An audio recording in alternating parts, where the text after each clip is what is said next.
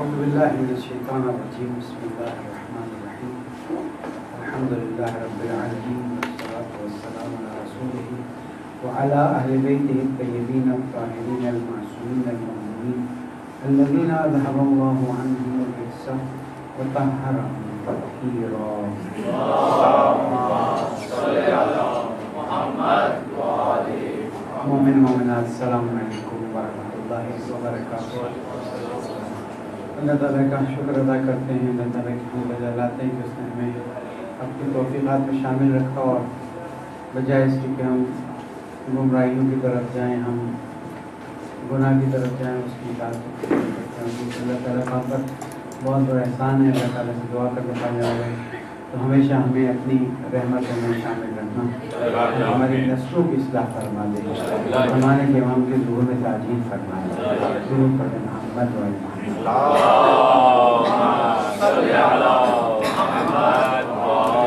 محمد. ہماری گفتگو کل جنگ احزاب یا جنگ خندق کے سلسلے میں تھی.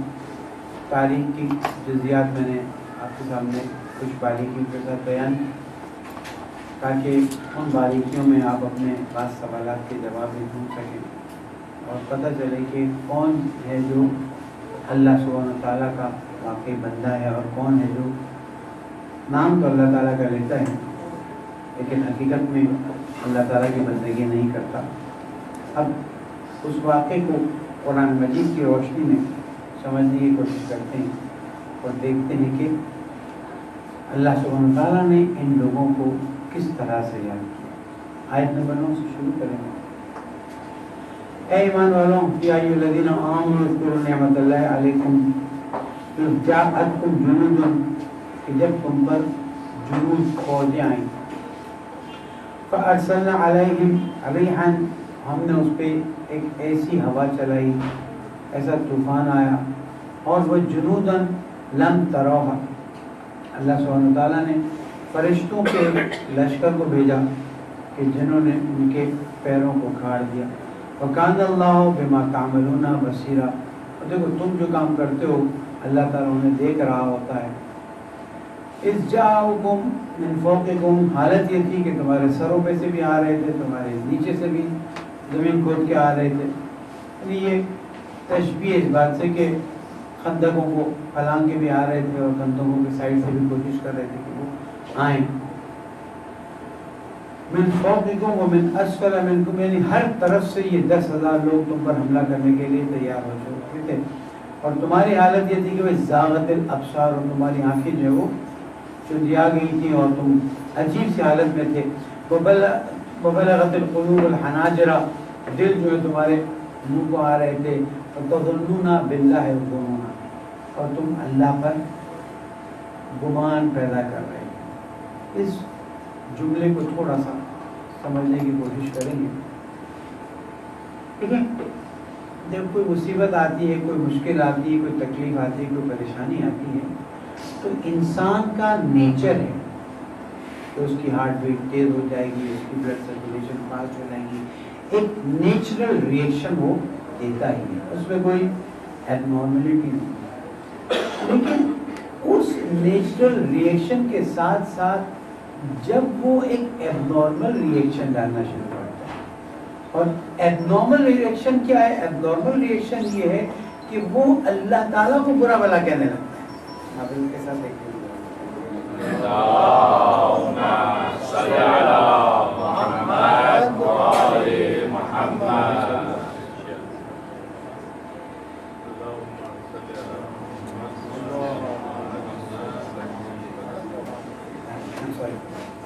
تو وہ جو نارمل ریئیکشن ہے وہ اپنی جگہ پر ہے، لیکن ایب نارمل ریئیکشن کیا ہے کہ وہ بجائے اس کے کہ یہ سوچے کہ اس میں کچھ میرا قصور ہے، کچھ میری غلطی ہے، اس میں کچھ میرے اپنے کیلکولیشن غلط ہو گئے ہیں جس کی وجہ سے یہ چیز ہو گئی، ڈائریکٹ انسان اللہ تعالیٰ پر چلا جاتا ہے اور اللہ تعالیٰ کو مورد الزام قرار دیتا ہے کہ تیری وجہ سے یا تو نے میرے ساتھ یہ کیا.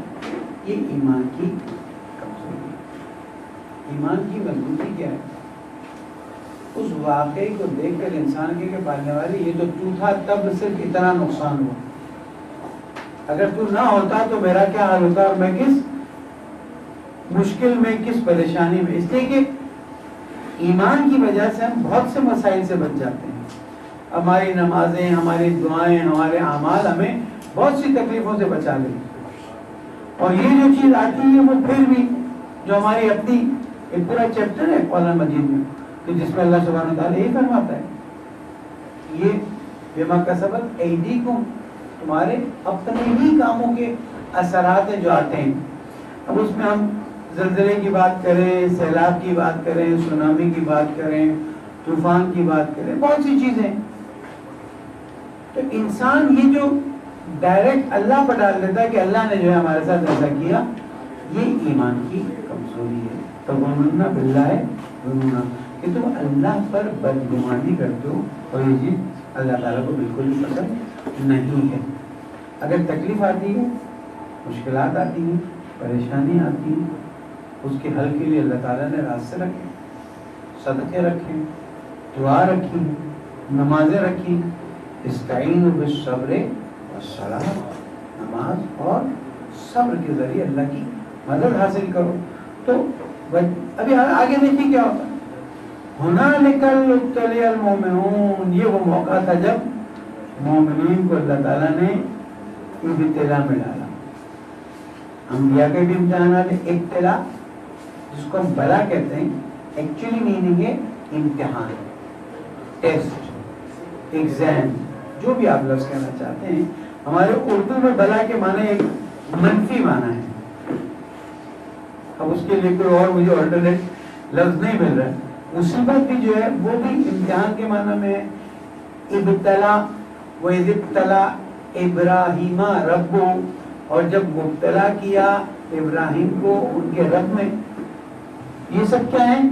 حضرت ابراہیم کا امتحان اپنی جگہ پر، حضرت رقم کا امتحان اپنی جگہ پر، امام حسین علیہ السلام کا امتحان اپنی جگہ پر. امتحان سارے کا ہے. تو اللہ تعالیٰ یہاں فرماتا ہے ہنالک ابتلی المؤمنون، یہ وہ موقع تھا جب مومنین جو ہیں ان کو اللہ تعالیٰ نے امتحان میں ڈالا. وزلزلوا زلزالا شدیدا، اور ان کو شدید زلزلے کا سامنا کرنا پڑا. اس لیے اس کو دعا کرتا ہے پہلے والے مجھے امتحان میں مت ڈال. عمر صاحب نے چھوٹا کہا یہ مت کرو کہ پہلے والے مجھے امتحان میں ڈالا. پہلے والے ایسے امتحان میں مت ڈال جس میں میرے پیر لرزیدہ ہو جائے، میرا پیر پھسل جائے. اس لیے جب امتحان آئے اللہ تعالیٰ نے قرآن مجید میں کھل کے اعلان کر دیا وَلَنَبْلُوَنَّكُمْ بِشَيْءٍ مِّنَ الْخَوْفِ وَالْجُوعِ وَنَقْصٍ مِّنَ الْأَمْوَالِ وَالْأَنفُسِ وَالثَّمَرَاتِ وَبَشِّرِ الصَّابِرِينَ الَّذِينَ إِذَا أَصَابَتْهُمْ مُصِيبَةٌ قَالُوا إِنَّا لِلَّهِ وَإِنَّا إِلَيْهِ رَاجِعُونَ. اللہ تعالیٰ نے وعدہ کیا کہ میں تمہارا امتحان لوں گا، جان سے، مال سے، ثمرات سے، ہر طریقے سے امتحان ہونا ہے. اور اس کائنات میں کوئی شخص ایسا نہیں ہے جس کا امتحان نہیں ہوگا. وبشر الصابرین، خوشخبری کس کے لیے؟ صبر کرنے والے. الذین اذا اصابتهم مصیبت، مصیبت آئے گی، انا للہ وانا الیہ راجعون. جتنی شدید تکلیف آئے، جتنی شدید مشکل آئے، جتنا شدید امتحان آئے، یہ جان لیجئے کہ اللہ سبحانہ وتعالیٰ آپ پر نظر رکھے. حضرت امام جعفر صادق علیہ السلام نے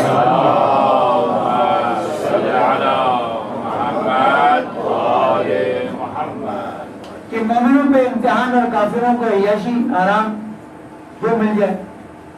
ہاں، اس لیے کہ اللہ سبحانہ وتعالیٰ مومن کو دنیا میں مشغول نہیں کرنا چاہتا. اللہ تعالیٰ چاہتا ہے کہ مومن مشکلات میں رہے اور مشکلات میں پڑنے کی وجہ سے اس کو یاد کرتا ہے.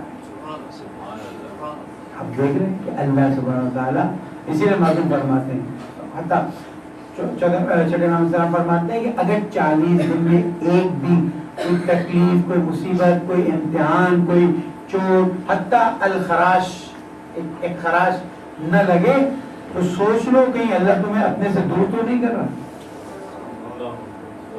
دیکھیں اگر 40 دن میں کوئی ایک امتحان نہیں آیا تو دیکھو اپنا ایسا تو نہیں کہ اللہ تم سے کوئی امتحان تمہیں اپنے سے دور تو نہیں کر رہا، اور ایسا تو نہیں کہ اللہ تمہیں دیکھنا پسند نہیں کرتا. اس لیے جب امتحان آئے تو ایمان والے وہ ہیں کیا کہتے ہیں؟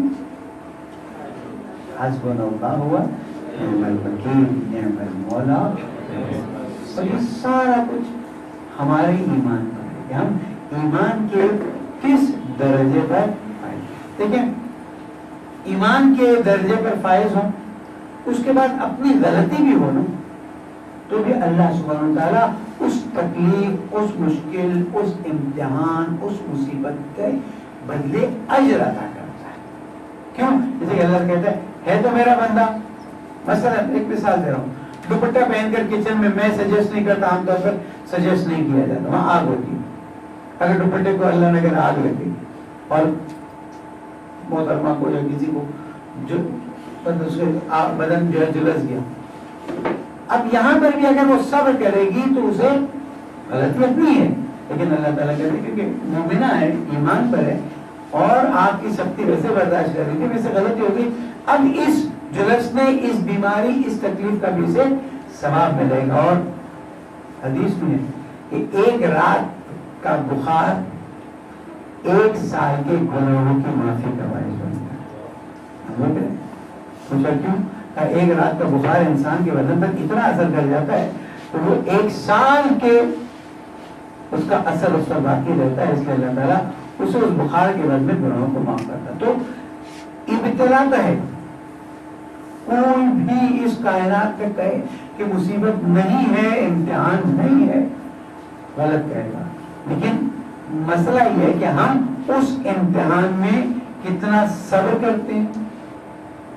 اور پھر جیسے میرے مولا کو رسول اکرم نے پوچھا تھا ماہ شعبان کے خطبے میں، علی وہ مہینہ ہے کہ جس میں تمہاری ریش خون سے خضاب کی جائے گی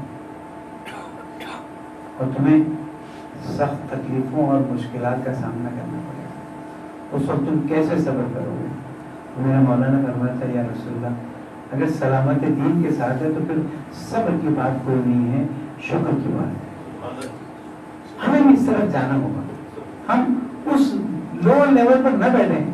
ایک صاحب بڑے اسے کہہ رہے تھے مولانا بس جنت کے اندر پیر چلا جائے باقی سب کہہ رہے کیوں پیر چلا جائیں؟ اہل بیت کے نزدیک مقام کیوں نہ ملے؟ کیوں ہم اپنے آپ کو اتنا اچھا، اتنا بہتر، اتنا خوبصورت، اتنا حسین نہ بنائیں کہ اہل بیت ہمارے خوبصورت اعمال کو دیکھ کر خود اپنے پاس کیوں نہ بلائیں؟ کیا کمی ہے؟ کون سے ہم اتنے گناہوں میں خدا نہ خاصہ پڑے ہوئے ہیں؟ کون سے ہم اتنے حرام میں پڑے ہوئے ہیں؟ کیوں ہم ہائر لیولز کو اچیو کرنے کی کوشش کرتے ہیں؟ اسی لیے کہا گیا نا دنیا کے معاملات میں ہائر لیولز کی کوشش کرنا کوئی اتنی بڑی بات نہیں ہے. آخرت کے معاملات میں کون سے گناہ کبیرہ ہماری زندگی میں ایسے خدا نہ خاصہ ہوتے ہیں؟ کون سی ایسی چیزیں جو نعوذ باللہ اللہ تعالیٰ کو ناراض کرتا ہے؟ ہم کوشش تو کر ہی رہے ہیں نا، اس کوشش کو تھوڑا سا اوپر لے جائیں. جب اوپر لیں گے تو امتحان آئے گا، جب امتحان آئے گا تو آپ صبر کریں گے، جب صبر آئے گا تو امتحان کا درجہ بڑھ جائے گا، جب درجہ بڑھے گا تو اب صبر نہیں ہوگا، اب شکر کے منزلوں پر گزریں گے. اور جس دن آپ نے اپنے آپ کو کسی تکلیف، کسی امتحان، کسی بھی اس میں شکر کی منزل پہ پایا نا، آپ سوچ نہیں سکتے کہ آپ نے اپنے آپ کو کس درجے پر پہنچا دیا. اللہ تعالیٰ یہاں پر یہی فرمایا ہنالک ابتلی المؤمنین. اب وہ موقع آیا کہ جب مومنین کے دلوں کا حال پتہ چل رہا ہے کہ کیا صورتحال ہے. وزلزلوا زلزالا شدیدا، کوئی ظاہری زلزلہ نہیں آیا تھا لیکن 10,000 کا لشکر اور یہاں پر تیاری اتنی نہیں جس طرح سے، تو ظاہر ہے کہ اب نہ صرف خود مرتے نظر آ رہے تھے، اب مدینہ کے گھر، مدینہ میں بیوی، بچے، خاندان سبھی تباہ ہوتا ہوا نظر آ رہا تھا. اسی لیے اللہ تعالیٰ نے یہاں پر اس کا اتنا زیادہ ذکر کیا. اب دیکھیں کچھ محترمین وَإِذْ يَقُولُ الْمُنَافِقُونَ وَالَّذِينَ فِي قُلُوبِهِمْ مَرَضٌ. یہاں پر ہم منافق اور کمزور عقیدے مومن کو 2 حصوں میں تقسیم کر دیں گے. منافق اور کمزور عقیدے مومن کے درمیان ہمیں فرق جاننا ہوگا. کیا فرق ہے؟ منافق وہ جس کے دل میں نہ اللہ ہے، نہ رسول ہے، نہ ایمان ہے، اور ظاہر میں اپنے آپ کو مومن دیکھا. اور کمزور عقیدے والا مومن کو اللہ کو مانتا ہے، رسول کو مانتا ہے، لیکن عقیدے کے لحاظ سے کمزور ہے. جہاں تھوڑی تکلیف دیکھی, تھوڑی پریشانی دیکھی, تھوڑی مشکل دیکھی, فٹ کر کے انہوں نے اپنے آپ کو یار یہ کیا ہو. منافقین ان لوگوں کے ذریعے, ان کمزور عقیدہ لوگوں کے ذریعے ان لوگوں پر اثر ڈالنے کی کوشش کرتے ہیں کہ جو ایمان میں مضبوط ہوتے ہیں. نتیجہ کیا ہوتا ہے؟ منافق تو ویسے اس کا کام یہی ہے.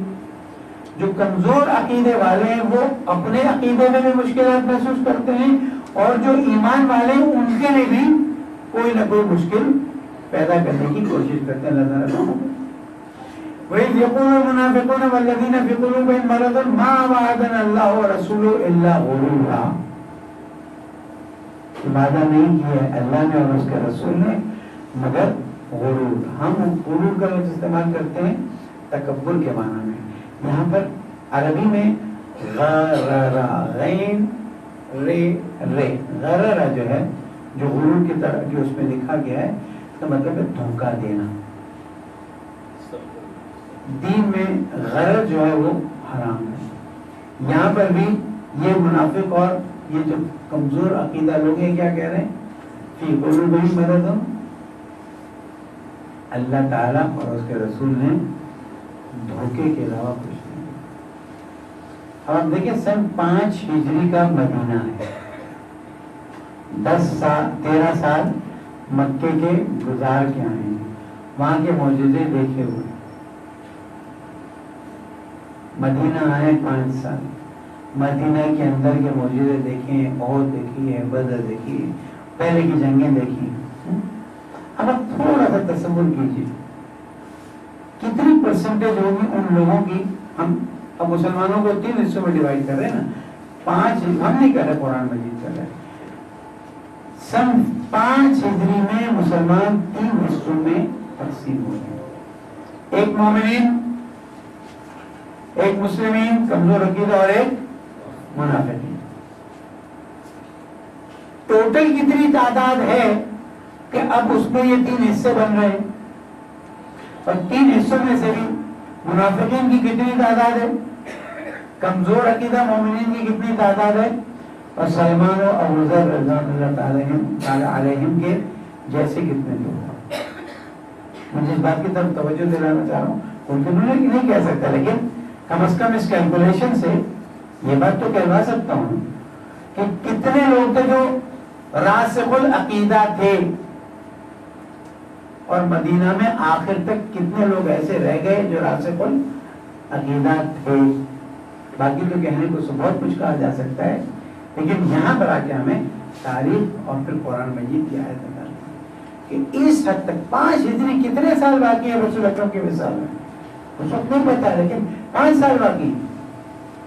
تقریباً اسلام آ چکا ہے, معجزے دیکھے جا چکے ہیں, طاقتیں دیکھی جا چکی ہیں, رسول اکرم کا کردار سامنے ہے, قرآن مجید سامنے, لیکن اس کے بعد بھی کیا کہہ رہے ہیں؟ ما وعدنا اللہ. دیکھو تم کو نا وعدہ نہیں کیا اللہ نے, الا غرورا, یعنی دھوکہ دیا گیا ہے. رسول اکرم کے دل پہ کیا گزرتی ہوگی آپ سوچیں. 13 سال وہ 5 سال, یہ 18 سال ایمان یا سوپر ایمان کی منزل گزری ہے, اور اس زمانے کو گزارنے کے بعد بھی آج منافقین کو یہ کہنے کا موقع مل رہا ہے کہ اللہ تعالیٰ نے اور رسول نے ہمیں دھوکہ دیا ہے. کہ ہم کہتے ہیں نا کہ اہل بیت علیہ السلام کے درد سے متصل رہو, وہ اسی لیے یہ جو سورہ الحمدللہ اہدنا الصراط المستقیم, پھر صراط المستقیم ہی نہیں کہا, صراط الذین انعمت علیہم, ان کا راستہ جس پر تو نے انعام کیا ہے, غیر المغضوب علیہم. اس کے اطراف میں بہت سے گھوم رہے ہیں جن پر اللہ تعالیٰ نے غضب ڈھایا ہے.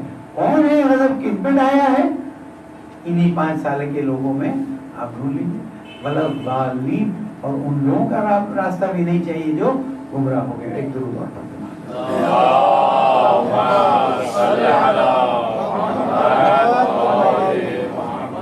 اب یہاں پر ہم آگے دیکھتے ہیں کہ اللہ سبحانہ و تعالیٰ کو لوگ کس طرح سے کہہ رہے ہیں، اور واقعا یہ جملہ میرا غلط ہے، لیکن صرف ایک ایکسپریشن کے لیے کہ اللہ کا صبر و حوصلہ دیکھیں، اتنی مدد، اتنا ساتھ، اتنی مشکلات میں آسانی، اس کے باوجود بھی انسان جو اللہ تعالیٰ پر الزام لگا رہے ہیں، اور پھر رسول اکرم کا حوصلہ دیکھتی کہ رسول اکرم کو یعنی یہ تو یہ دھوکہ دے رہے ہیں، تو مجھے یہاں بیٹھا کہہ دے تو میں پانی پانی ہو جاؤں، تو اللہ کے رسول یہ تمہارا اللہ، یہ تمہارا رسول، اور انہوں نے تمہیں دھوکہ دی۔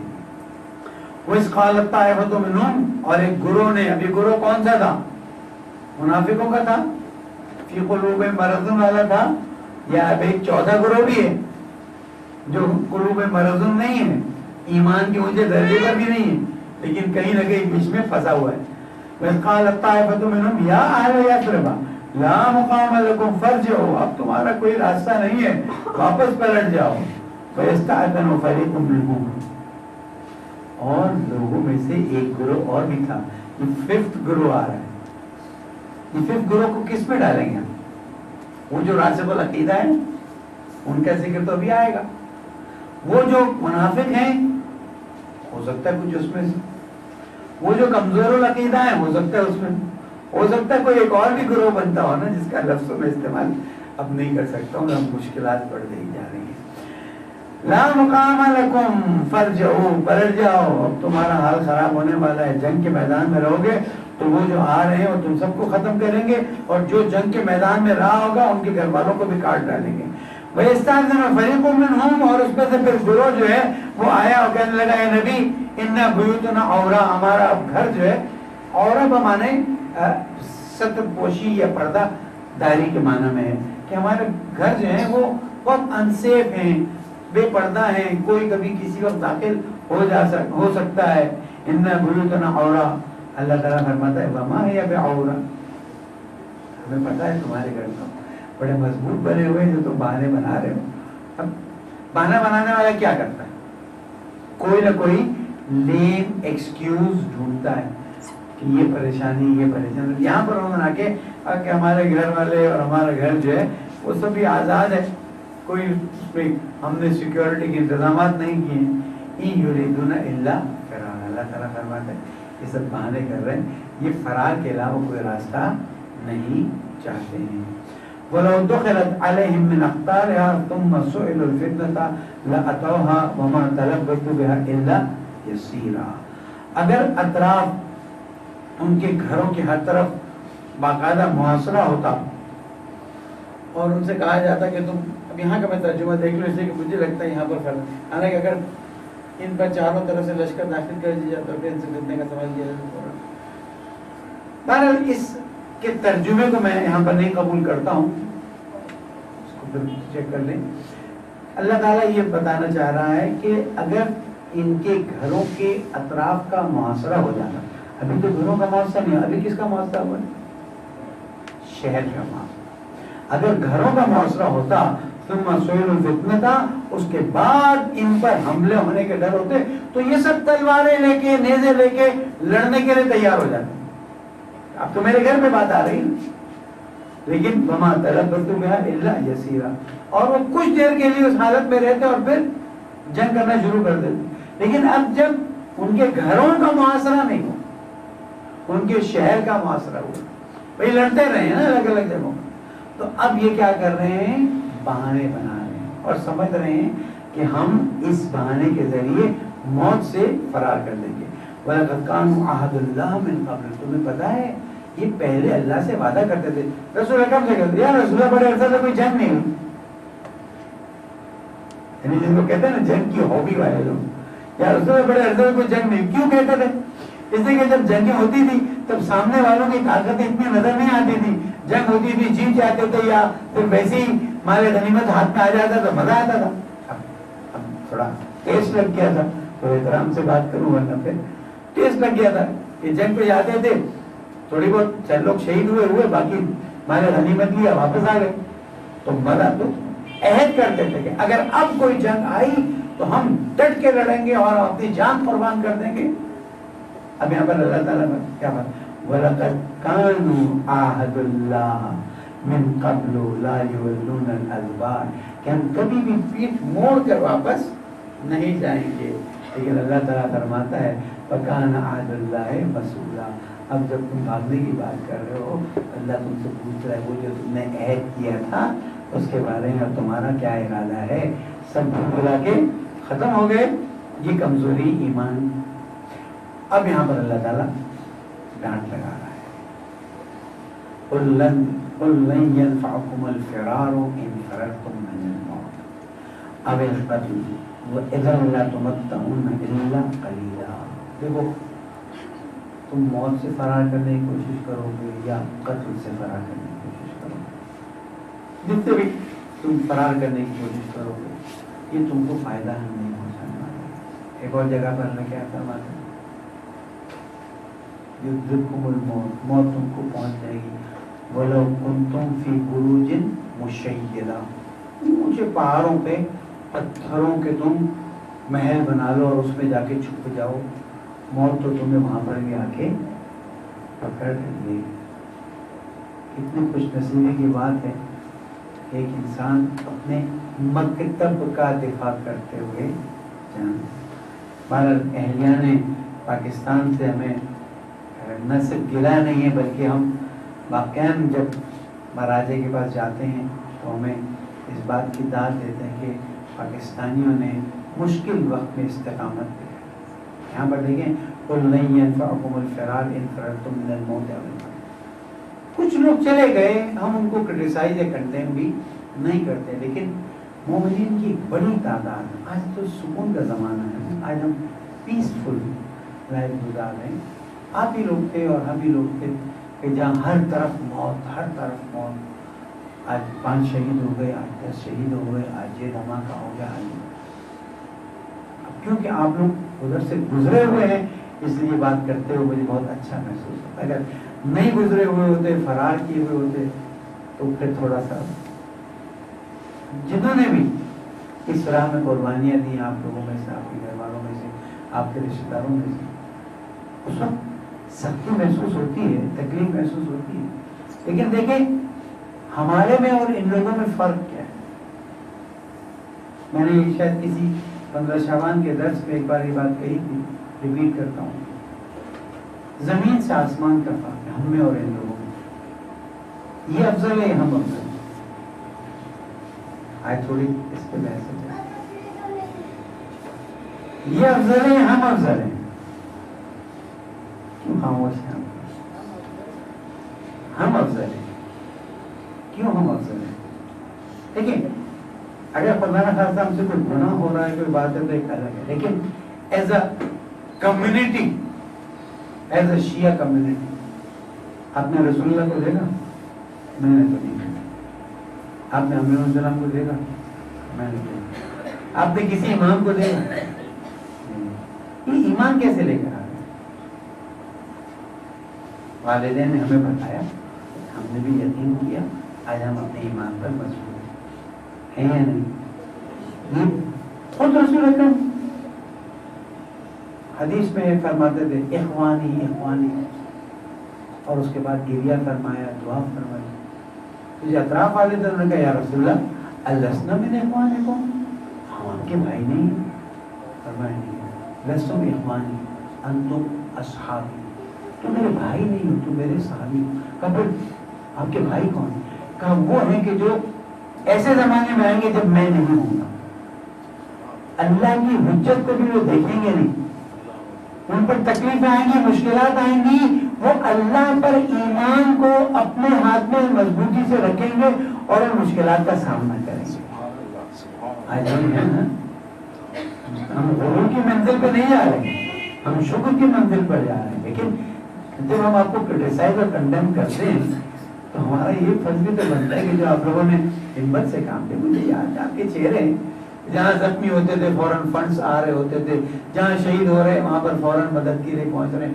عباس ٹاؤن کا مجھے یاد ہے، مسجد علی رضا کا واقعہ، مسجد حیدری کا واقعہ، عباس ٹاؤن کے واقعے، ان میں تو ہم خود ہی سب اطراف میں اور میدان میں موجود تھے اور دیکھتے تھے نا کس طرح سے قوم ساتھ دینے کے لیے تھے. مجھے اپنی قوم سے قطعاً شکایت نہیں, یعنی میں تو خیر کیا حیثیت رکھتا ہوں جو کس طرح سے بات کرتا ہوں, لیکن اگر کسی دن گواہی دینی پڑی تو میں تو یہ گواہی دوں گا کہ میری قوم نے میرا بہت ساتھ دیا, اور واقعاً آج بھی میں آپ سب کا اور جو ساتھ دیتے رہے ان کا شکریہ ادا کرتا ہوں کہ جب بھی آواز لگائی الحمدللہ رب العالمین ہمیشہ لبیک آیا. یہاں پر تو دیکھیں کیا حال ہے, یہاں کیا حال ہے.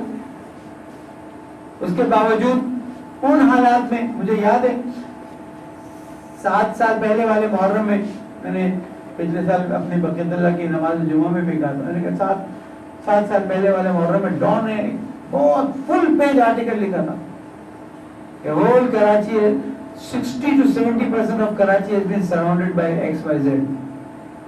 ایون کراچی کا ہارٹ جو محرم آ رہا تھا, لیکن میں نے مومنین کے دلوں پر کوئی گھبراہٹ نہیں دیکھی, کسی کے سر پر شکن نہیں دیکھی, کسی نے یہ نہیں کہا مولانا اب اس دفعہ ہم مجلسوں میں نہیں جاتے, ہم گھر میں بیٹھ جاتے ہیں, بلکہ الحمدللہ مجلسوں کی بھی رونق بڑھتی رہی, جلوسوں کی بھی رونق بڑھتی رہی, مجلسیں زیادہ ہوتی رہی, کم. میں چاہتا ہوں آپ احساس کریں, اپنی اہمیت سمجھیں. غیبت کے زمانے میں چھٹے امام کا بھی واقعہ سنا ہے کہ بہت گریا فرما رہے تھے, جانور پہ بیٹھ کے مغرب کی نماز پڑھ کے صحابی آئے گا یہ اپنا رسول اللہ اتنا گریا. میں اپنے بھائیوں کو یاد کر کے بول رہا ہوں, کون سے بھائی؟ کہا وہ غیبت کے زمانے میں آنے والے میرے بھائی کہ جن کی ویسے کوئی ظاہری طور پر مدد کرنے والے نہیں ہوں گے, لیکن وہ اپنے ایمان پر مضبوط. انہوں نے کیا کہا؟ انہوں نے کہا کہ اللہ تعالیٰ نے ما وعدنا اللہ و رسول اللہ غرورا, اور ہم نے کیا کہا کہ ہم سے جو اللہ اور رسول نے وعدہ کیا ہے ہم اس پر ثابت قدم ہیں, اور ہم بھی وعدہ کرتے رہے اور اپنی جگہ پر کھڑے رہے, لیکن دھرنے ہوئے ہل کے نہیں رہتے تھے. وہ بیٹیاں بیٹے بچے سبھی کھڑے تھے. اس چیز کو نا اپنے سیف کیجیے, سیکیور کیجیے, اس جذبے کو سنبھال کے رکھیے. کل کو کچھ لوگ آ کر ان جذبوں کو آپ کے نا سالٹ میں پانی کی طرح ملا نہ دیں. یہ خطرہ رہتا ہے. ایک جذبہ جو قوم کے اندر قائم ہوا, دما کے دیکھیں کتنے مظلوم ہیں ہم, ہمارے اتنے لوگ شہید ہوئے, ان کے وارث آج تک انتظار کر رہے ہیں کہ وہ قاتلوں کو سزا ہو, لیکن ایک چلے ڈاکٹر پیرانی شہید کے قاتل کو سزا ہو گئی اپنی جگہ پر صحیح, باقی محفل مرتضیٰ کا واقعہ ہے. اس کے باوجود قوم جو ہے وہ اپنی جگہ پر مضبوطی سے کھڑی ہوئی ہے. اس کو ڈائلیوٹ کیا جا رہا ہے. میں کھل کے اب نہیں کہوں گا, اس لیے کہ اس دن میں نے بات کہی, بات کہاں سے کہا کس طرح سے پہنچی, اور مجھے کہا گیا کہ آئیے ہم کلوز ڈور میں بیٹھ کے کچھ گفتگو کر لیتے ہیں. میں نے پیغام بنایا, میں نے کہا کہ میں نے تو میری تو آپ نے وہ نہیں کی ہے, انسلٹ نہیں کی ہے, میرے بارے میں تو بات نہیں کی, ایک کلوز ڈور میں بیٹھ کے کچھ ہم ڈیل کر لیں. تم نے ممبر سے ایک بات کی ہے, تم ممبر سے اس کی کلیریفیکیشن دے دو, ہم قبول کر لیں گے, ہم تو دین کے ٹھیکیدار نہیں. میں جو بات سمجھانا چاہ رہا ہوں کہ ابھی بھی ہم پاکستان میں ایک اہم کردار ادا کر رہے ہیں. ٹوڈے آلسو آپ لوگ ایز اے پرسن شاید فیل نہ کرتے, لیکن جب ہم اجتماعی طور پر چیزوں کو دیکھتے ہیں تو ہم یہ فیل کرتے ہیں کہ پاکستان کی اسٹیبلٹی میں پاکستان کے اہل بیت کے مکتب کے پیروکاروں کا بہت بڑا رول ہے, اور اس رول کو کسی بھی طریقے سے ختم کیا جا رہا ہے. I'm repeating, اس رول کو کسی بھی طریقے سے ختم کرنے کی کوشش کی جا رہی ہے. ہمیں کیا کرنا چاہیے؟ ہمیں صرف جذباتی قدم نہیں اٹھانا چاہیے. آ رہی چیزیں میرے پاس ہیں, میں یعنی آپ ظاہر ہے کیونکہ ان چیزوں میں نہیں ہے, میں ان چیزوں میں ہوں. I can write it down, pin point کیا ہو رہا ہے کیا نہیں ہو رہا, اور ہم اس کے مقابلے پہ اپنے کاموں کو انجام دے رہے ہیں. لیکن آپ لوگوں سے درخواست ہے کسی بھی جذباتی چیز پر فوری طور پر ریئیکشن نہ دیں. آپ کو جن پر بھروسہ ہے ان کو فون کریں, ان سے پوچھ لیں, اطمینان کر لیں, اس کے بعد پھر آگے بڑھیں. اس لیے کہ اللہ سبحانہ تعالیٰ نے پاکستان کے بنانے میں بھی ہمیں ایک بہت بڑا رول دی. قائد اعظم محمد علی جناح رحمۃ اللہ علیہ, ان کی بہن فاطمہ جناح, اور خواجہ صاحب محمود آباد, اور دوسری بڑی بڑی شخصیتیں, اور آج پاکستان کی بقا میں ہمارا خون ایک بہت اہم کردار ادا کر رہا ہے. ٹھیک ہے ہمارے ایک بڑی تعداد لوگ شہید ہوئے ہیں، لیکن ان شہداء کی وجہ سے آج ہم پاکستان میں بات ثابت کر سکتے ہیں کہ ہم کسی ملک کے ایجنٹ نہیں ہیں. آپ کو نہیں معلوم، اس سال چند مہینے پہلے ایک ٹیلی ویژن شو میں جب بٹھایا گیا تھا مجھے تو کہا آپ لوگ تو فلاں کے ایجنٹ ہیں. میں نے بالکل واضح طور پر کہا، میں نے کہا جہاں مقدس مقامات ہیں ہمارے دل ان جگہوں کے لیے دھڑکتے ہیں، ہمیں وہ جگہ پسند ہیں، ہماری مقدس جگہ ہیں. لیکن وہ صرف ایران میں نہیں ہے، وہ صرف عراق میں نہیں ہے، وہ صرف شام میں نہیں ہے، وہ مکہ میں بھی، وہ مدینہ میں نہیں ہے. ہمارے لیے اس کے لیے بھی دھڑک. ہم کسی کے ایجنٹ شپ کا کام نہیں کرتے، ہم اس ملک کے وفادار ہیں. اور کوئی اگر اس بات کو کہتا ہے کہ خدا نہ خواستہ پاکستان میں شیعہ آ رہی ہے، یعنی اب یہ لہر دوڑائی جا رہی ہے کہ پاکستان میں شیعہ جو ہے مثلا فلاں کے یا فلاں کے، میں نے ٹیلی ویژن چینل پہ کہا تھا ہمارے مراج تقلید ایران میں بھی ہیں، عراق میں بھی ہیں، لبنان میں بھی ہیں، شام میں بھی. شام میں چلے آج کل حالات خراب ہونے کی وجہ سے لوگ عراق آ گئے، ورنہ ہمارے مجتہدین ہر جگہ موجود ہیں. اور جہاں وہ اہل ہوں ان کی تقلید کی جا سکتی ہے، ہم تقلید کریں گے، اس لیے کہ تقلید جو ہے کوئی باؤنڈز یا باؤنڈریز نہیں رہتی. یہاں فرق دیکھیں، کل اللہ تعالیٰ فرماتا ہے کہ تم سمجھتے ہو کہ ہم نے تمہیں دھوکہ دیا، یہ موت سے جو تم فرار کرتے ہو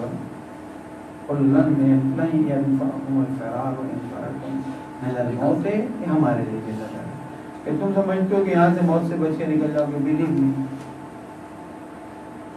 گئے یہاں سے لوگ بعض ملکوں میں، ایک عراق سے گئے تھے کینیڈا، وہاں شوٹ ہو گئے بیچارہ. لیکن یہاں سے امریکہ گئے تھے، گاڑی ایکسیڈنٹ ہوئی، پوری فیملی ختم ہو گئی. موت کا تو پتہ نہیں چلتا. لیکن اگر ایمان کی سلامتی کے لیے، دین کی بیسس کی مضبوطی کے لیے انسان کہیں ڈٹ جائے، قطرہ قطرہ دریا بنتا ہے، یاد رکھیے گا. اور جب قطرہ قطرہ دریا بن جائے تو اس کے بعد پھر کوئی اس دریا کو آسانی سے روک نہیں سکتا. اللہ تعالیٰ یہ فرماتا ہے اگر تم موت سے فرار کرنے کی کوشش کرتے ہو یہ تم کو کہیں بھی فائدہ نہیں پہنچائے گا. نہ موت سے فرار فائدہ پہنچائے گا، نہ قتل سے فرار فائدہ پہنچائے گا. اور تم اگر کچھ دن زندہ رہ بھی گئے تو اس کے بعد تمہارے لیے موت کے علاوہ کچھ نہیں ہے. اب تصور کیجئے ایک وہ شخص جو اللہ کی راہ میں جان دے سکتا تھا وہ فرار کر گیا، کتنے سال زندہ رہے گا؟ 100 سال، 125 سال، 150 سال.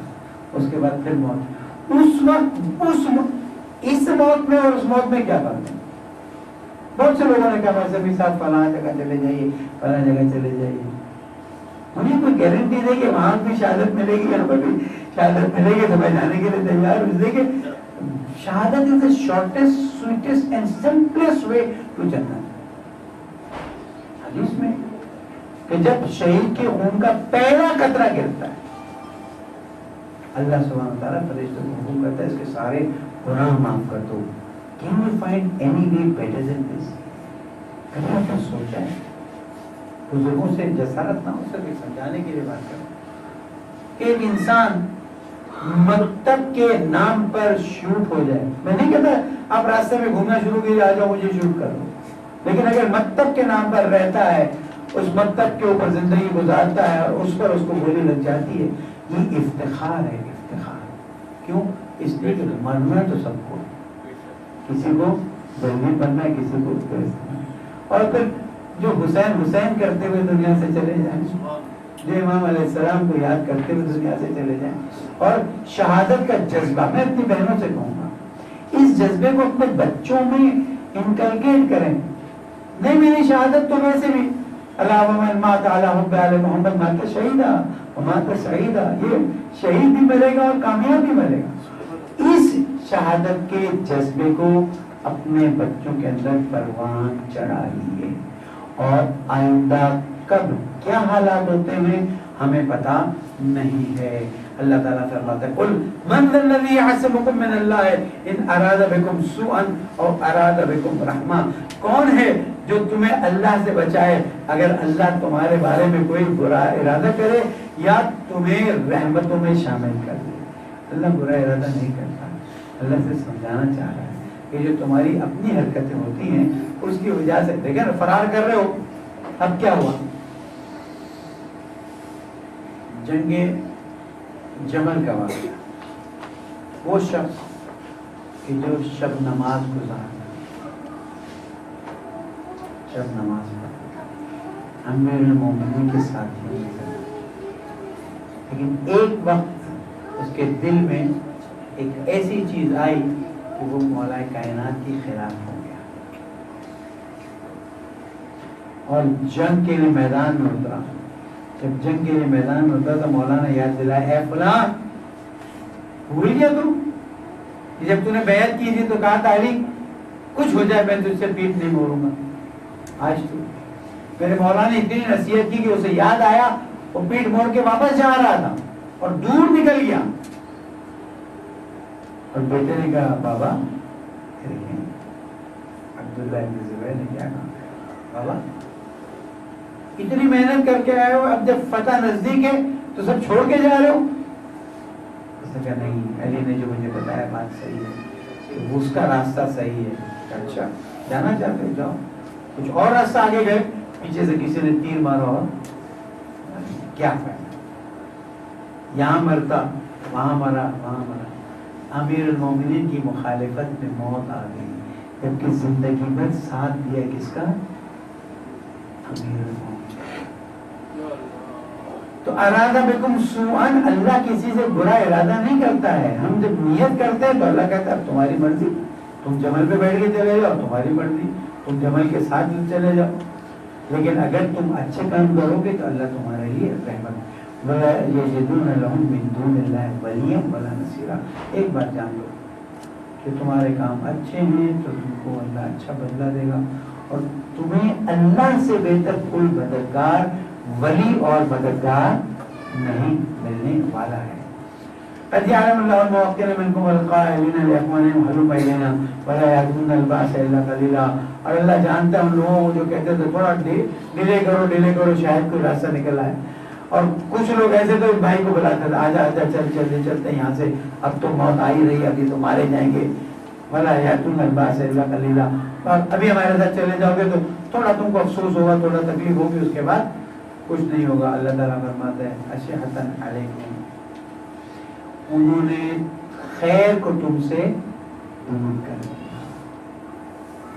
چلیں اس کو یہاں پر روکتے ہیں، اس لیے کہ کچھ چیزیں اور بھی یہاں پر سمجھانی ہے۔ بہرحال میں درخواست ضرور کروں گا کہ اپنے بچوں کی تربیت کے سلسلے میں جس طرف انٹرنیشنل پولیٹیکل حالات جا رہے ہیں، میں بس 2-3 منٹ میں بیان کروں گا، اس میں تشیع کے لیے قطعاً شدید برا زمانہ آ رہا ہے۔ کیوں؟ اس لیے کہ اس ہاف سینچری میں جو پروگرامز، جو پلانز یہودیوں نے بنائے تھے، جس میں کبھی اور گفتگو کر لیں گے، ان پلانز اور پروگرامز کو دیکھیں، ایک زمانہ 1900 میں تھا، اس کے بعد آگے بڑھتے گئے، یہ ورلڈ وار 1 ورلڈ وار 2 کی چیزیں ہوئی، اور اس کے بعد پورے گلف کو انہوں نے کنٹرول میں کر لیا۔ تیل بھی آیا، خلافت عثمانیہ جو چل رہی تھی جیسی تھی اس کے بارے میں بات نہیں کرتا، لیکن چل رہی تھی، اس کو توڑا گیا، اور اس کے بعد ایک ملک نکلا سعودی عرب، پھر کویت نکال گیا، پھر کیا کہتے ہیں بحرین نکالا گیا، یہ تو 70s میں جا کے بنا۔ یہ سارے ٹکڑے ٹکڑے کر کے لوگوں کے ہاتھ میں دے دیے گئے، اور وہ جو مین اسلامک سلطنت تھی اس سے ختم کر دیا گیا، اور اسرائیل کو بیچ میں لا کے کھڑا کر دیا گیا 1948 میں سے بزرگان تو موجود ہیں اس زمانے میں۔ اب پلان کیا تھا کہ اس اسرائیل کو گریٹر اسرائیل میں تبدیل کیا جائے گا۔ اچھا it was going very nicely, یہ جو بھی بادشاہ آتے تھے کبھی اگر اچھا تھا تو اسے مروا دیے، کبھی ان کے کام کا تھا تو اسے آگے بڑھا۔ یہ پورا پولیٹیکل سینیریو ہے جس کو میں صرف ایک 3 منٹ میں آپ کو دیتا ہوں۔ یہ پلان آگے بڑھ رہا تھا، اتنے میں ایک ریولوشن آتا ہے، اس کا نام ہے Islamic republic of Iran, Islamic revolution of Iran, اور امام خمینی ایک انقلاب لے کر آئے۔ BBC نے بھی ایک ہفتے پہلے ایک بہت ہی گڑبڑ والی چیز دکھائی اور حقیقت سے بالکل دور ہے۔ امام خمینی انقلاب کے فوراً بعد ایران سے امریکہ سے کانٹیکٹ کرتے رہے، یہ کسی طرح سے کانٹیکٹ ہو جائے تو پھر ہم مسائل کو حل کر لیں۔ جب دیکھا کہ نہیں ہوا تو پھر ایمبیسی پہ حملہ کرا کے اور سب کو خمینی کو تم پہچان ہی نہیں سکتے، اس کی روح کیا تھی، اس کا جذبہ کیا تھا۔ جب یہ انقلاب آیا اور انقلاب کے بعد وہ جو پلان تھا، دیکھیں ایران میں اسرائیل کی ایمبیسی، ٹرکی اسرائیل کی طرف کہاں تک چلا گیا ابھی آپ کو بتایا نہیں جاتا۔ آئیسس کو آج کون سپورٹ کر رہا ہے، ISIS کا آئل کون خرید رہا ہے؟ بڑی ریفائنریز ان کے کنٹرول میں، میں خرید رہا ہوں، آپ خرید رہے ہیں۔ کیا ہو رہا ہے کہ پیچھے لیبیا میں بغیر میٹر لگا کے جیسے ہی قذافی کا مسئلہ ہوا شپس آئل بھر کے کون لے گیا؟ عراق میں صدام کو ہٹا کے جب انارکی پھیلی تو سارے میوزیمز کس نے لوٹے؟ جو فیول تھا، آئل تھا، وہ کون لے گیا؟ یہ سب اپنی جگہ۔ وہ جو انقلاب آیا، دیکھا کہ یہ تو گڑبڑ ہو جائے گی، صدام سے کہا تو حملہ کرو اور اس کو ختم کرو، اچھا لیبر شور کے ختم ہو جائے گا، وہ ہوا نہیں، اور انقلاب نے اپنی روس کو مضبوط کر لیا۔ نقصان آپ کو پتہ ہے انقلاب سے کس کو ہوا؟ نقصان اسرائیل اور یہودی لوبی کو۔ میڈیا اس کے پاس ہے، طاقت اس کے پاس ہے، امریکہ میں لوبی اس کی مضبوط ہے، جب تک اس کی لوبی میں جا کے سجدہ نہ کرو تب تک تم پریزیڈنٹ بن نہیں سکتے۔ مضبوط کون ہوئے؟ تاریخی لحاظ سے 2-4 منٹ اور لیتا ہوں، تاریخی لحاظ سے اس پورے یعنی لاسٹ 50 ایئرز میں سب سے زیادہ مضبوط اور عزت والے کون نکلے؟ آپ لوگ اور ہم لوگ، شیعہ، مکتب اہل بیت۔ یہاں تک کہ جب حزب اللہ نے اسرائیل کو شکست دی، اس زمانے کے اخبارات، بڑی چند سال پہلے کی بات ہے، 4-5-6 ایئرز، کیا لکھا گیا کہ وہ فلان ہو فلان ہو فلان جو ہے وہ نہیں، 7 عرب ممالک جو اسرائیل کو نہیں ہرا سکے، اور حزب اللہ نے اس کو پیچھے دے دیا۔ کیوں؟ ایمان کی طاقت تھی۔ فلسطینیوں کو اب ہوش آیا۔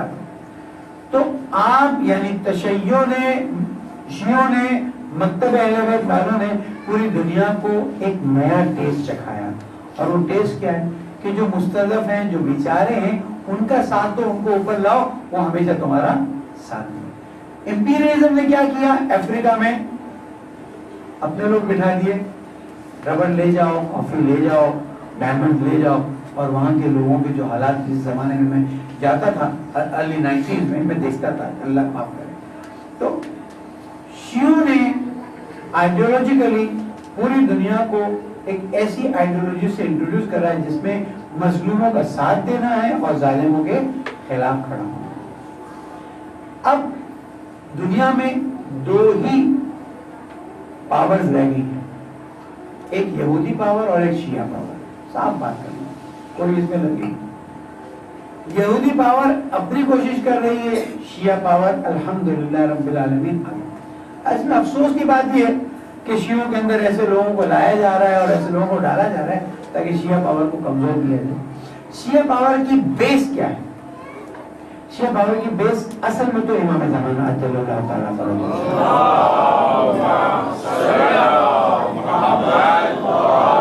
لیکن غیبت کے زمانے میں مراج تقلید ہیں، اور مراج تقلید کی طرف سے معین شدہ نمائندے۔ اس وقت جو اٹیک ہو رہے ہیں وہ ڈائریکٹ مرجعیت پر اٹیک ہو رہے ہیں۔ اس وقت 2 ڈائریکشن سے اٹیک ہے، ایک انٹرنل رفٹ کریٹ کرو، ایک شیعہ سنی کے درمیان رفٹ قائم کرو۔ آئی کین پروف کہ سال کا $1 بلین ریکارڈڈ پلیز $1 بلین خرچ ہو رہا ہے کہ شیعہ سنی کے درمیان میں اتنا زہر اگل دو کہ یہ ایک دوسرے کو قتل کرنا شروع کر دو۔ اگر یہ کام نہ ہوا تو یہودی لوبی کامیاب نہیں ہو سکتی۔ اور ہمارے ساتھ مشکل یہ ہے کہ ہم خود بعض مرتبہ جذبات میں آ کے ایسی بات کہہ جاتے ہیں جس کو خود اللہ، رسول اور ائمہ معصومین نے ہمیں اجازت نہیں دی۔ اب شیعوں پر سخت وقت آنے والا ہے، مشکل وقت آنے والا ہے. شیعوں کے اندر منحرفین کو بھیجا جائے گا, شیعوں کے اندر الگ الگ طریقے سے نفوذ کیا جائے گا. ہمارا کام کیا ہے؟ ہمارا کام پہلے تو دعا کرنا کہ اللہ تعالیٰ فتنے کے زمانے میں ہمیں محفوظ رکھے. دوسرا ہے کہ اپنے عقیدے کو مضبوطی سے پکڑ لیں.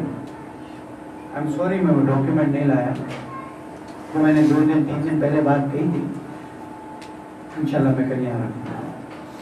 آیت اللہ سیستانی کے پاس لے جایا گیا ہے ڈاکٹر عبدالعزیز سچدینہ کو, اور وہاں پر بیٹھ کے باقاعدہ طور پر گفتگو ہوئی ہے. آیت اللہ سیستانی نے کتنی نصیحت کی ہے. آپ کو پتہ کیا کہا گیا ہے؟ پہنچا دے میری بات ان لوگوں تک. وہ کہتا ہے کہ مجھے بتا دیں کہ غدیر خم میں رسول اکرم نے کہا ہو کہ علی جو ہے میرے پاس جانشین اور خلیفہ ہے. I'll speak out the sentence. There is no explicit proof of imamat, although we find some implicit proofs. بعد میں اس نے کہا کہ میں نے اصل میں یہ یوں کہا تھا, یوں کہا تھا. یہی کرتے ہیں. آپ کو پتہ ہے ایکسپلسٹ اور امپلسٹ میں کتنا فرق ہے؟ ایکسپلسٹ مینس کہ جناب کھل کے کہا گیا ہے. اگر کھل کے نہیں کہا گیا تو دعوت ظہور شیرہ میرے گھر پہ ہوئی تھی کہ کسی کو پتہ نہیں چلا. کیا فرمایا تھا رسول اکرم نے؟ میں اس بات میں نہیں آنا چاہتا, ٹائم نکل گیا ہے, لیکن میں ایک بات بتا رہا ہوں. یہ تشیع پر حملے ہونے ہیں اور ایسی شکلوں سے. دیکھا آپ نے منافقین, کمزور عقیدہ اور باقی 2 گروہ جس کے میں ٹائٹل نہیں دینا چاہتا ہوں کہ خاموں کا میری کوئی بات پکڑی جائے, میرے لیے مشکل ہو جائے. یہ سب کا کام ایک ہے کہ ایمان والوں کو کسی طرح سے متزلزل کر دیا جائے. کتنے لوگ تھے رسول اکرم کے مثال کے بعد کے جس کے بارے میں معصوم نے فرمایا ارتد الناس الا 6 یا 7, سب لوگ پلٹ گئے سوائے 6 یا 7 لوگ باقی رہے. بہنوں بھائیوں, خدا ہمارا کام ہے آپ تک بات پہنچا دیں. صحیح اور غلط کی تشخیص آپ خود کریں. ایسا نہ ہو کہ کل آپ آگے گئے مولانا آپ نے ہمیں بتایا نہیں. آپ نے تشیع پر ایران میں جو حملے ہو رہے ہیں, شام میں جو حملے بم سے نہیں ہو رہے, گولی سے نہیں ہو رہے. جیسے کہ شیعہ وہ ہے کہ جب بم اور گولی آتی ہے تو اور مضبوط ہو جاتا ہے, جیسے آپ مضبوط ہو گئے. غلطی کی, یعنی باقاعدہ میں نے وہ میسیجز پڑھے جو اہل سنت کے علماء کو بھیجے گئے ان لوگوں نے کہ جنہوں نے شیعوں کو قتل کیا. کہ ہم نے بہت بڑی غلطی کی شیعوں کو مار کے. شیعوں کو مار کے ختم نہیں کیا جا سکتا ہے. شیعوں کو ختم کرنا ہے تو ان کے عقیدوں میں درار ڈالنا. ایران میں کوششیں ہو رہی ہیں, عراق میں میں ایک ہی بات کہتا ہوں, نہ میں نہ آپ نہ کوئی. غیبت کے زمانے میں اگر ملاک ہے تو ہمارے مرجع تقلید ہے, اور اگر مرجع تقلید ایک بات کہہ دی وہ ہمارے لیے فائنل ہے. اب کوئی مرجع تقلید کے بارے میں کہے کہ جناب اس طرح سے اور اس طرح سے, میں سمجھتا ہوں کہ غیبت کے زمانے میں مرجع تقلید کے بارے میں اگر کوئی جملہ بھی ہم قبول کرتے ہیں اس کا مطلب ہے ہم نے نظام کو کمزور کیا. پالنے والے تجھے محمد والے محمد کا واسطہ, تجھے تیری عظمتوں تیری رحمتوں کا واسطہ. فتنے کے زمانے میں ہماری ہدایت فرما. جو فتنہ پیدا کرنے کی کوشش کر رہے ہیں انہیں ان کی اگر ہدایت کے قابل ہدایت فرما دے. پالنے والے ہمارے گناہوں کو معاف فرما دے, ہماری کوتاہیوں کو معاف فرما دے, ہماری نسلوں کی اصلاح فرما دے. اے رب العزت ہمارے مرحومین کی مغفرت فرما. اے رب العزت اس ماہ مبارک میں جو ٹوٹے پھوٹے ناقابل قبول ناقابل پیش کیے جانے کے اعمال ہیں پالنے والے, یہ ہماری حیثیت ہم پیش کر دیں. اس کی عظمت ہے کہ تو قبول کر لے. پالنے والے ان اعمال کو قبول فرما دے. اے رب العزت ہمارے مرحومین کی مغفرت فرما دے, ہمارے شہداء کے درجات کو بلند فرما دے. جہاں جہاں مومنین ہیں, شام, لبنان, ایران, عراق, سعودی عرب, پالنے والے سب کی مشکلات کو آسان فرما. اے رب العزت علماء کرام پر عاجز ہم رہبر انقلاب انقلاب اسلامی کی حفاظت فرما دے. اے رب العزت زمانے کے منبع سے راضی فرما, ان کے ظہور میں تعجیل فرما. تمام ارواح مومن مومنات شہداء صلحاء ہمارا تقلید دنیا سے چلے گئے, سب کی روح کے لیے فاتحہ.